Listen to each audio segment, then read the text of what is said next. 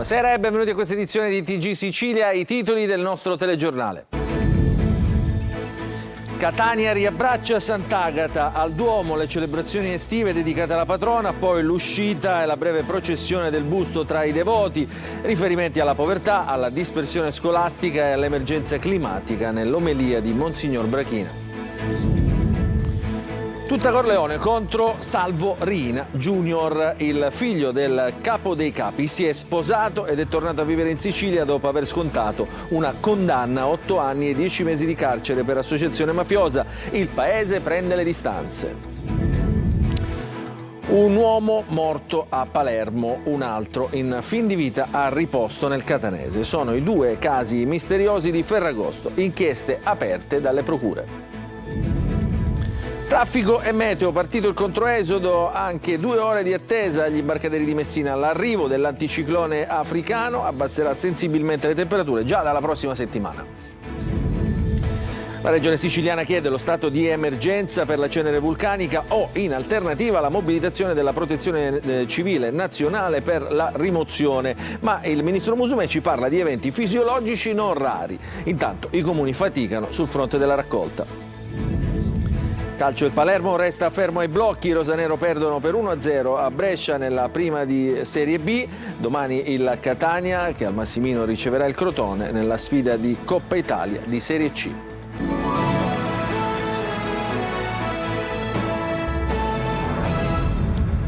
Ancora buonasera, entrata nel vivo la festa di Sant'Agata d'estate, oggi nel giorno in cui ricorre l'anniversario della traslazione delle reliquie, in mattinata l'apertura del sacello e l'esposizione del busto in cattedrale, poi nel pomeriggio l'attesissima Santa Messa, preceduta quest'anno da un messaggio dell'Arcivescovo Renna, ancora in convalescenza. Il servizio è di Simona Mazzoni. Agata riabbraccia la sua gente nell'898esimo anniversario della traslazione delle reliquie. La festa d'estate, che ricade il 17 agosto dopo diverse iniziative dei giorni scorsi, è entrata nel vivo in mattinata con l'apertura del sacello e l'esposizione del busto reliquiario in cattedrale, momento trasmesso in diretta su Telecolor. Diverse le celebrazioni eucaristiche che si sono susseguite durante la giornata. Un via vai di folla dei suoi amatissimi fedeli che hanno atteso 6 mesi per poter rivedere la Santuzza. Uno sventolio di fazzoletti, la celebrazione della Santa Messa e poi l'uscita. Sant'Agata vicinissima ai suoi catanesi che hanno rinnovato le loro preghiere durante tutta la giornata. Il momento clou, la celebrazione della Santa Messa, officiata in via eccezionale dal vicario generale dell'Arcidiocesi, padre Vincenzo Branchina, al posto dell'Arcivescovo Renna, che si trova in convalescenza al Centro Cuore Morgagni di Pedara e che ha inviato un profondo messaggio rivolto ai fedeli, letto prima della Messa delle 19, seguita sempre in diretta da Telecolor, fino alla trionfale uscita del feretro in Piazza Duomo. Nella sua omelia, padre Branchina si è rivolto alla città. Il mondo è ancora segnato dal peccato. Venti di guerra continuano a soffiare vicino a noi e anche nella nostra città di Catania c'è tanta sofferenza, povertà, criminalità, dispersione scolastica. È un passaggio dedicato all'attualità, alla carenza idrica che sta soffocando la Sicilia. È innegabile che dietro il cambiamento climatico, la siccità in cui ci troviamo, c'è anche l'incuria degli uomini che non si prendono cura della casa comune. Un momento molto seguito è la processione che durante la festa estiva si svolge attorno alla cattedrale, poi il rientro. L'appuntamento con Sant'Agata si rinnova a febbraio, quando la patrona tornerà ad abbracciare ancora una volta i suoi catanesi. Torna a balzare, cambiamo argomento, torna a balzare agli onori delle cronache la vita privata di Salvo Riina Junior, 47enne, terzogenito di Totò Riina, il capo della mafia corleonese, che è morto in carcere nel 2017. Sentiamo perché in questo servizio di Maglio Viola. Torna a balzare agli onori delle cronache la vita privata di Salvuccio Riina, 47 anni, terzogenito di Totò, il capo della mafia corleonese, latitante dal 69 al 93, morto in carcere nel 2017. Riina, che il 7 giugno scorso si è sposato in Spagna con una donna del luogo, ha poi tenuto una grande festa con 200 invitati a Corleone, alla quale hanno partecipato la madre, Ninetta Bagarella, le sorelle, Lucia e Concetta. Mancava soltanto l'altro fratello, Giovanni, di un anno più grande, all'ergastolo per mafia, anche lui dal 96.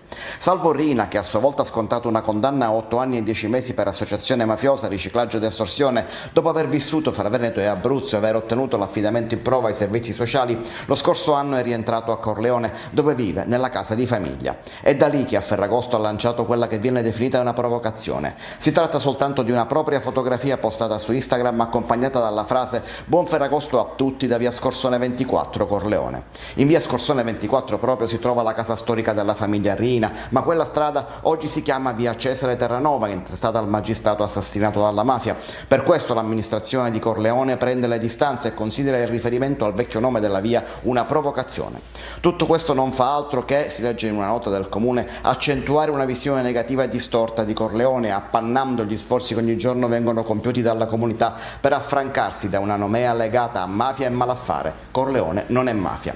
Contro Rina, che sui social si definisce scrittore per l'unico libro pubblicato, ovvero la storia della sua famiglia, Rina Family Life, scende in campo anche Raul Russo, membro di Fratelli d'Italia della Commissione parlamentare antimafia. Dobbiamo innalzare l'asticella dell'attenzione anche sul piano della comunicazione sui social media, perché lì, in quella rete immensa di interazioni, possono passare inosservati messaggi che portano la firma sulfurea di Cosa Nostra. Tenta di rubare in un'abitazione di Viale Europa a Ragusa, ma rimane bloccato nell'ascensore e viene fermato e denunciato dai carabinieri. L'uomo aveva preso di mira un edificio signorile tentando di accedervi tramite il montacarichi sul retro, ma il montacarichi proprio non ha funzionato bene e si è bloccato, così il ladro è rimasto chiuso all'interno e poi è stato preso dai carabinieri. Un uomo è morto a Palermo, un altro invece in fin di vita a riposto nel Casanese. Sono i due casi misteriosi di Ferragosto sui quali 2 procure hanno aperto altrettante inchieste. Il servizio. 2 misteri nel lungo weekend di Ferragosto in Sicilia, sui quali sono state aperte i 2 fascicoli di inchiesta. Dovrà essere l'autopsia a spiegare le cause della morte di un ghanese. L'uomo di 46 anni è stato trovato cadavere in casa in via Pietro Mignosi, nel popolare quartiere di Ballarò a Palermo. Sono intervenuti i vigili del fuoco che hanno dovuto forzare l'ingresso dell'abitazione e i sanitari del 118 che hanno soltanto potuto constatare l'avvenuto decesso. Le indagini sono condotte dai carabinieri. Il medico legale che ha eseguito l'esame preliminare sul corpo dell'uomo non ha riscontrato segni di violenza. La procura ha dunque disposto l'autopsia. Il secondo giallo di Ferragosto è avvenuto invece a Torre Archirafi, dove un uomo di 55 anni è stato trovato dai carabinieri con il cranio fratturato nei pressi del porticciolo del Borgo Marinaro del comune del Catanese. Considerate le sue gravi condizioni, l'uomo, dopo i primi soccorsi all'ospedale Sant'Isidoro di Giarre, dove una tacca ha evidenziato emorragia e frattura della teca cranica, è stato trasferito d'urgenza all'ospedale Garibaldi di Catania, dove si trova adesso ricoverato in prognosi riservata. Sulla vicenda, su cui vige il massimo riservo, sono in corso le indagini dei carabinieri della compagnia di Giarre. I militari sono alla ricerca di eventuali immagini delle telecamere della zona. Il 55enne verosimilmente sarebbe stato vittima di una pesante aggressione avvenuta in centro del paese in piena movida la notte di Ferragosto. È partito il controesodo, oltre 2 ore di attesa agli imbarcaderi di Messina, code ai caselli e l'autostrada, temperature invece per quanto riguarda il meteo che stanno graziando chi deve affrontare il viaggio, previsto un calo termico anche di 6-8 gradi. Il servizio di Francesco Triolo. Primo fine settimana di controesodo e subito coda agli imbarchi dei traghetti a Messina, oltre 2 ore di attesa con la fila delle auto che ha impegnato tutto il Viale della Libertà sino a Boccetta. In mare Caronte Tourist ha messo 8 navi, 4 quelle di Blue Ferries che partono dal porto antico. Attivo il piano previsto da Comune e Prefettura per rendere più fluido il traffico. Nel primo pomeriggio il clou. La Polizia Municipale con diverse pattuglie presidia tutti gli incroci con il Viale della Libertà, in particolare quello con il Viale Giostra e il Viale Boccetta. Traffico intenso ma scorrevole anche in autostrada, con qualche coda ai caselli. Sulla Messina-Catania si sono registrate file di circa 3 km ai caselli in uscita verso Messina. Controesodo almeno graziato dal grande caldo, l'ondata di calore infatti è in attenuazione. Il Ministero della Salute, che monitora con i bollettini giornalieri 27 città, ha diffuso l'elenco di quelle più calde per il weekend. Da domani Messina, Catania e Palermo passeranno al bollino giallo, previsto un calo termico anche di 6-8 gradi, ma occorre fare attenzione ai temporali di calore localizzati ma violenti che potranno riaffacciarsi. I primi segnali di nuvolosità si sono registrati già in giornata, con locali temporali promeridiani nel Palermitano, sulle Madonie, in Ebrodi e nella zona dell'Etna e dei Peloritani. Il peggioramento è previsto per lunedì e martedì, con rovesci e temporali a più riprese nelle province di Trapani, Palermo e Messina. Un uomo perde un braccio tranciato via per il violento impatto durante un incidente stradale lungo la statale 115 nel tratto tra Marsala e Mazzara del Vallo. Gli agenti della polizia intervenuti sul posto si sono messi alla ricerca del braccio e dopo averlo trovato poco distante dal luogo dove è avvenuto l'incidente lo hanno portato con l'auto di servizio al pronto soccorso dell'ospedale Abel Aiello di Mazzara. L'intervento tempestivo, pensate, ha reso possibile il reimpianto dell'arto alla vittima dell'incidente, che oggi non è più in pericolo di vita. La crisi idrica adesso in Sicilia non si risolve, ci sono città come Caltanissette e Agrigento senza acqua da settimane, si sopravvive con costose autobotti private, intanto la regione cerca di correre in soccorso delle colture più pregiate, dalle arance alle pesche. Il servizio. C'è un quartiere a Caltanissette in cui l'acqua non arriva da 64 giorni, in Niscima Poggio Fiorito, alla periferia della città. La pressione non è sufficiente per colmare la differenza di altitudine e l'azienda privata che gestisce il servizio in questi 64 giorni ha mandato le autobotti solo un paio di volte. Per il resto gli abitanti devono arrangiarsi con l'acqua minerale o con le autobotti private, i cui costi sono quadruplicati e arrivano a costare in media 300 euro al mese a famiglia. Sono gli effetti della crisi idrica in Sicilia che non si arresta e coinvolge anche altre città siciliane. Ad Agrigento la regione ha previsto ulteriori aiuti per l'agricoltura, potrà essere effettuata la seconda irrigazione di soccorso delle coltivazioni delle arance di Ribera DOP e della pesca di Bivona IGP. Il commissario delegato per l'emergenza idrica in agricoltura e zootecnia, Dario Cartabellotta, ha firmato un'ordinanza che stabilisce i volumi di acqua da prelevare per fronteggiare l'emergenza ed evitare la morte per disseccamento di colture pregiate in un'area di circa 7.000 ettari in provincia proprio di Agrigento. Altri interventi sono previsti per l'irrigazione degli agrumeti e dei pescheti e per la zootecnia delle aree del comprensorio di Borgo Bonsignore. Una decisione arrivata dopo la riunione in prefettura ad Agrigento, ma la situazione idrica è difficile ovunque. A Messina sono decine le segnalazioni di cittadini senza acqua, soprattutto nelle zone alte della città. Via Regina Elena, San Licano, Annunziata, l'acqua arriva un'ora al giorno e in pochissima quantità. Difficile fare una doccia, figuriamoci. Adesso parliamo della Cenere, i comuni ancora alle prese con la Cenere dell'Etna. A Catania pronto un nuovo piano di spazzamento meccanizzato fino a domenica 24, si inizierà domani. Intanto il presidente della regione siciliana, Renato Schifani, ha chiesto al Dipartimento della Protezione Civile Nazionale la dichiarazione dello stato di crisi, l'ha chiesto al governo, ha chiesto in realtà la mobilitazione della protezione civile appunto per la rimozione dei danni dalla cenere vulcanica e questo tema appunto scalda anche la politica. Il servizio è di Emanuela Corsi. Comuni ancora alle prese con la cenere dell'Etna. A Catania, colpita nuovamente dalla ricaduta di sabbia vulcanica di Ferragosto, è stato predisposto un nuovo piano straordinario di spazzamento meccanico dal 18 al 24 agosto. Si inizia domani da via Caserta, via Aosta e via Vicenza, dove dalle 18 alle 4 del mattino successivo i cittadini dovranno rispettare i divieti di sosta per consentire la corretta e completa pulizia di strade e marciapiedi. La Gema avvierà anche la raccolta porta a porta il 21 e 28 agosto e il 4 e 11 settembre. Sulla questione cenere si mobilita anche il governo regionale. Il ministro Musumeci, sulle pagine del quotidiano La Sicilia, parla di evento fisiologico, non di emergenza, ed ipotizza invece il riconoscimento dello stato di mobilitazione nazionale. La pioggia di cenere vulcanica è un tema che si propone costantemente e va affrontato con un approccio organizzativo diverso, dice il ministro al quotidiano. In poche parole, gli abitanti etnei devono imparare a convivere e gestire la sabbia vulcanica come nei comuni montani avviene con la neve. Secondo Musumeci si dovrebbe piuttosto pensare a una gestione sovracomunale per raccolta, conferimento, ma anche riutilizzo della cenere stessa. Intanto, alla luce dei disagi subiti da cittadini e turisti dopo la chiusura nei giorni scorsi dell'aeroporto di Fontanarossa, il Codacons ha istituito il Comitato Utenti Vittime della Cenere Vulcanica. L'obiettivo principale del Comitato è quello di rappresentare e tutelare gli interessi degli utenti colpiti dalle conseguenze della cenere vulcanica.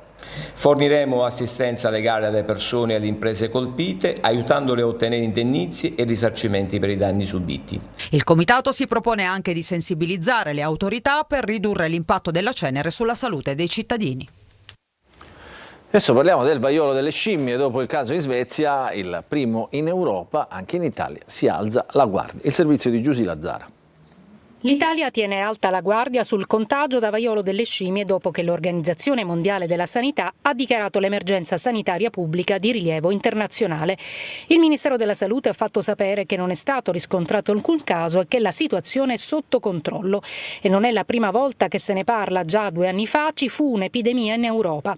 Il vaiolo delle scimmie è così chiamato perché l'infezione fu identificata per la prima volta nelle scimmie nel 1958, mentre il primo caso nell'uomo risale al 1970. Parlare di vaiolo delle scimmie, una patologia sessualmente trasmissibile che già nel 2022 era stata dichiarata dall'Organizzazione Mondiale di Sanità come un'emergenza pubblica. Ma ora ne ritorniamo a parlare perché emerge una nuova variante più pericolosa, di fatto associata con una mortalità 20 volte maggiore rispetto a quella del 2022.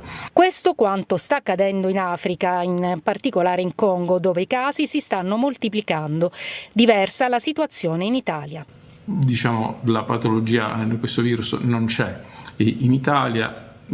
Forse un caso è stato descritto in Svezia proprio in questi giorni, ma non è di fatto una emergenza attuale nella nostra nazione, ma l'attenzione deve essere mantenuta alta. Adesso l'attenzione delle organizzazioni sanitarie mondiali dovrebbe essere indirizzata alla vaccinazione di quei paesi dell'Africa. Adesso la musica, stasera e domani al Summer Fest di Catania saranno protagonisti i Pooh, il servizio di Marco Carli.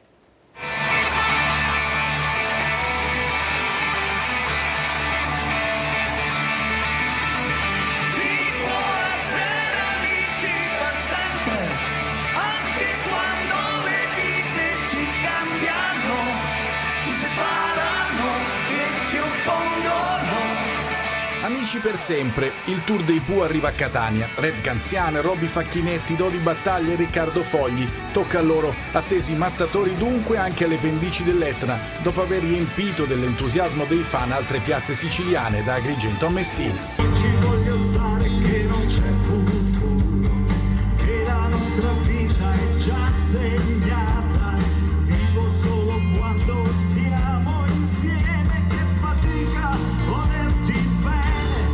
Altre serate di grande musica al Summer Fest di Catania con il doppio concerto della storica band alla Villa Bellini. Quando in Italia si parla di gruppi musicali si pensa a loro, una delle poche formazioni ad aver attraversato interi decenni di vita del nostro paese.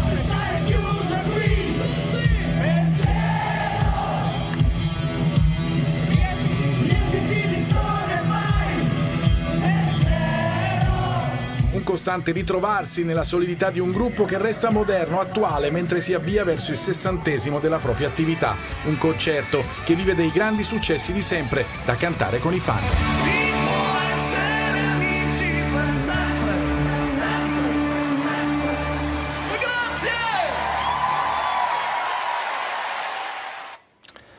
E sulle note dei Pooh ci fermiamo, una piccola pausa, poi ritorneremo per parlare di calcio.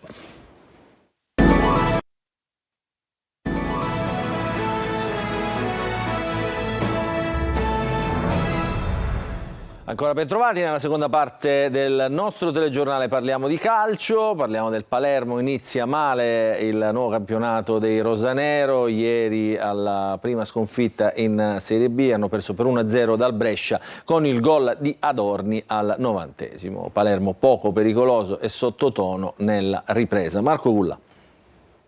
Male, anzi malissimo la prima in campionato per il Palermo. Rosanero ieri sera sconfitte al Rigamonti per 1-0 dal Brescia. A decidere il match valevole per la prima giornata del campionato cadetto questo gol nel finale di Adorni, che ha approfittato della dormita generale della difesa palermitana. Ma i punti avrebbe comunque meritato il Brescia, che nella ripresa ha collezionato una serie di palle gol, e il Palermo ha giocato bene solo nel primo tempo, poi nella ripresa si è spento momento un blackout che ha permesso alla squadra di Maranna di crescere e iniziare ad avere in mano il pallino del gioco, e così sono arrivate le occasioni per la squadra lombarda. L'unico squillo del Palermo porta la firma di Ranocchia con questo bel tiro dalla distanza. Poi solo Brescia, Desplances salva in 2 occasioni la porta, ma nulla può sul colpo di testa vincente di Adormi al 90°. Primo tempo bene, potevamo farla benissimo se avessimo creato qualche presupposto in più, perché le condizioni per essere più pericolosi abbiamo avute presupposti per essere più pericolosi, e poi negli ultimi 30 metri, 25 metri siamo un pochino mancati di precisione, di imprevedibilità. Questo non ci ha permesso di essere più pericolosi nel primo tempo. Secondo, purtroppo spesso potrà succedere che il dettaglio, l'episodio potrebbe spostare, e così è stato, perché da una serie di cross abbiamo difeso abbastanza bene in uno degli ultimi, poi dopo purtroppo c'era poco tempo per recuperare. Male l'attacco rosanero, Brunori evanescente, insigne di Francesco, ma in partita. Arriva una tegola sul Palermo, il portiere Alfred Gomis, che è stato il migliore in campo anche nella partita con il Parma, dovrà essere operato nei prossimi giorni a causa di una lesione al tendine rotuleo del ginocchio destro. Il senegalese è stato sostituito dal portiere Desplanches, anche lui non al meglio. Per il portiere Gomis si prevedono dai 2 ai 3 mesi di stop, notizia questa che potrebbe fare tornare sul mercato i rosanero proprio alla ricerca di un nuovo estremo difensore. E adesso ci occupiamo del Catania, che sfoltisce l'organico con la cessione di Teglio e che è pronto ad accogliere Gimenez. Domani l'esordio davanti al proprio pubblico in Coppa Italia di Serie C, trofeo detenuto proprio dai rossazzurri. L'esordio sarà con il Cosenza, il servizio di Marco Carli. Prima le cessioni, un po' un mantra in questa fase in casa Catania, che si priva di un altro ingaggio pesante. La notizia già anticipata è la cessione di Andres Teio alla Salernitana, in prestito con diritto di riscatto. Non certamente memorabile la parentesi del giocatore ex Benevento col Catania, mezza stagione, 12 presenze, un assist. Ora va alla Salernitana, da cui in arrivo Caleb Jimenez, trequartista in forza alla squadra campana. Una sorta di scambio con il 2002 che arriva in Sicilia dopo una serie di prestiti al Serenio, al Vicenza e all'Atalanta Under 23, in cui si è messo comunque in luce con 3 gol e 2 assist nella seconda parte della scorsa stagione. Notizie che arrivano nell'immediata vigilia della partita di Coppa Italia di C col Crotone, che si giocherà domenica al Massimino. Curiosità attorno ai nuovi arrivi in casa Catania, che scenderanno in campo per la prima volta, visto che non sono stati schierati nella partita con la Carrarese per i motivi arcinoti. Sì, è la prima partita che possiamo utilizzare i nostri nuovi calciatori. Sarà la verifica prima dell'inizio del campionato. Catania che indosserà la nuova maglia con in bella mostra la coccarda tricolore della Coppa vinta proprio nell'ultima stagione, è entrata nella storia del club. Sul mercato ci sono poi nomi risaputi, soprattutto in attacco, con Montalto su tutti e poi Gomez. De Rose potrebbe poi completare il centrocampo e serve ancora sfoltire, ma nel mirino adesso c'è il Crotone e la prima davanti al proprio pubblico. Oggi dobbiamo fare i conti con dei paletti e con dinamiche di mercato che tutte le squadre che vogliono rifondare o cambiare qualcosa rispetto alle annate precedenti non brillantissime devono fare i conti anche con queste dinamiche. Questa è l'ultima notizia, il nostro telegiornale finisce qui, dunque vi ringraziamo per averci seguito e vi auguriamo un buon proseguimento di serata.